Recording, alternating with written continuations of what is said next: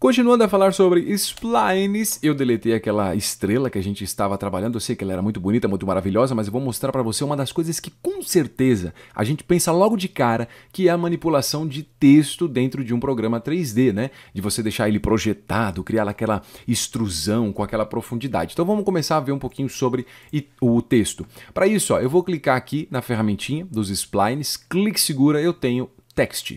Clique em text, pronto, já tenho meu texto aqui na tela, eu já consigo enxergar, graças a Deus nós temos olhos. E aqui ó, eu tenho meu texto, o que eu vou fazer? Com o texto selecionado, na parte de Attributes eu tenho a aba de Text. Nela você pode selecionar o seu texto aqui, ó, deletar o texto que estava escrito e colocar um outro texto. Eu vou colocar, por exemplo, Cinema 4D. Ô professor, você digitou o texto, mas não aparece na tela, o que está acontecendo? O que está acontecendo é que eu preciso clicar em qualquer local aqui fora. Pronto, quando eu clico, o meu texto já fica do jeito que eu digitei. Ainda nas opções de Attributes, você tem opções para fontes que você vai usar, estilização da fonte, né, se é itálico, se é negrito, essas opções. Você também tem o alinhamento do seu texto, essas opções convencionais de texto, né? Se o texto está alinhado na esquerda, no meio ou na direita. E embaixo você ainda tem o height, que é o tamanho do seu texto. Ó. Deixa eu só colocar o alinhamento por meio, né? Middle. E aí fica mais fácil da gente conseguir manipular essas opções. Então, ó, espaço horizontal, que seria o espaçamento entre as letras, e o vertical spacing, que é o espaço vertical. Professor, não está acontecendo nada quando eu mexo ali.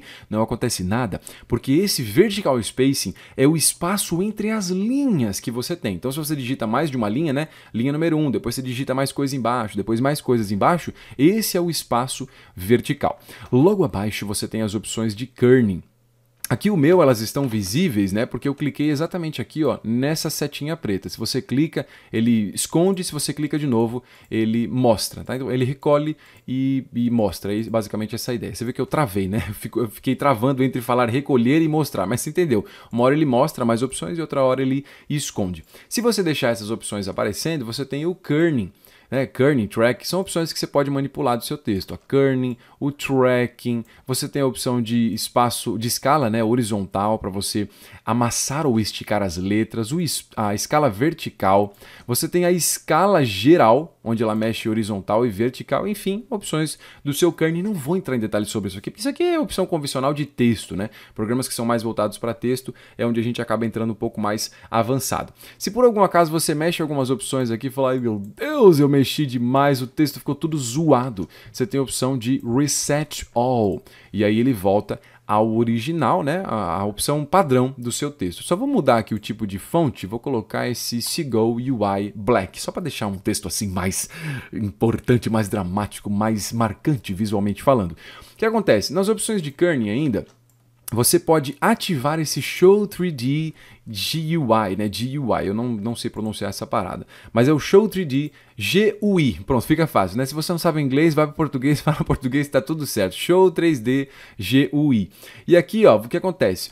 Ele mostra uma série de abinhas onde você pode manipular cada uma das letras. Então, quando você ativa esse Show 3D GUI, você consegue manipular cada uma delas. Por exemplo, vamos dizer que eu queira clicar e trabalhar na letra aqui, no número 4.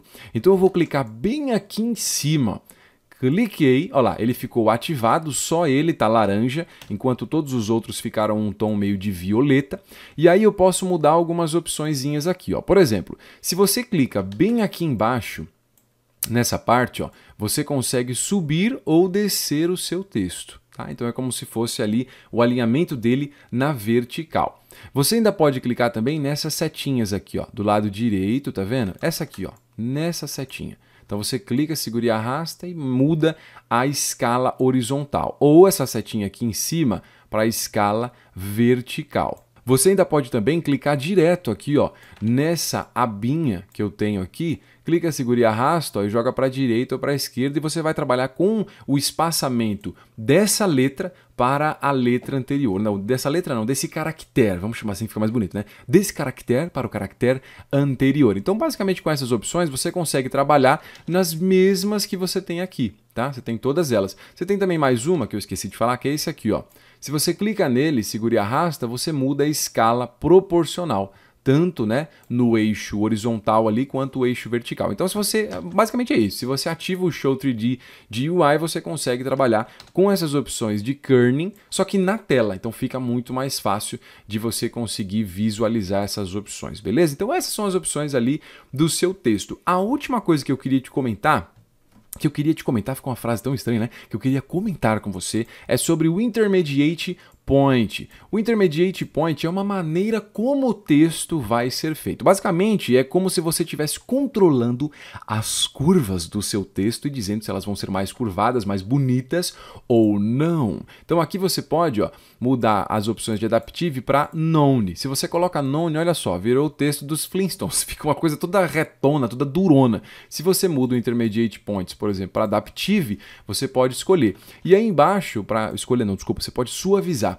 E embaixo você tem o Angle. Se você vem aqui, ó, e coloca valores maiores, quanto maior o angle, que vai até 90, né, graus, ele deixa as letras do Flintstone. Se você coloca um ângulo bem baixo, por exemplo 0, 2, 5 e assim por diante, ele suaviza mais o seu texto. Então sempre fica de olho nessas opções. Às vezes você abre e fala, ai meu Deus, o texto do Flintstones. Então é só você ir lá e mudar o ângulo, deixar um ângulo um pouquinho menor.